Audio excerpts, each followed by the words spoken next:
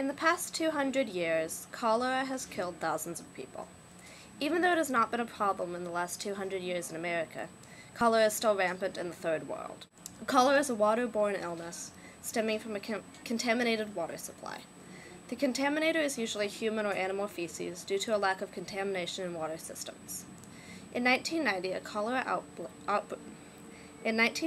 cholera outbreak took place along the coastal shores of Peru. The villages located there are poor fishing villages with little fresh, clean water.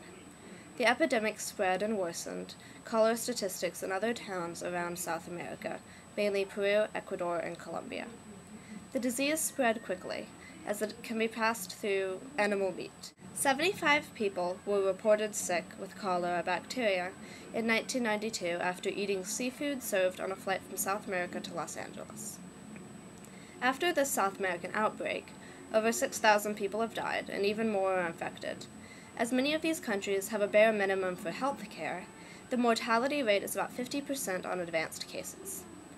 Only about 5% of cholera cases reach any sort of advanced stages. Usual cholera sickness consists of leg cramps, diarrhea, and nausea. More severe cases include fever, severe cramps, extensive watery diarrhea, vomiting, and in children, even slight comas are common. Contrary from the mortality rate, the morbidity rate is very low to non-existent. As the more common cholera symptoms are very mild, the more severe cases can kill within 3 hours. In such an advanced world, a disease like cholera that is so easy to prevent shouldn't be an issue.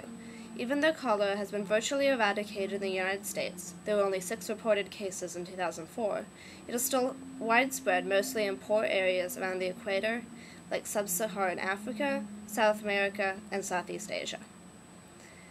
With such easy ways to prevent it, help from your organization would easily save thousands of lives.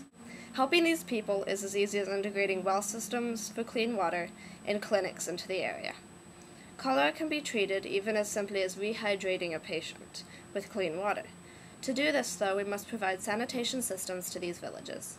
This is exceedingly important because the illness is so easy to completely eradicate. In the coming years, I would like to ask your organization for $280 million. This money would go to building proper wells and separate waste disposal sites. As we live in such a modern world, there's no excuse for this rampant disease in the Third World.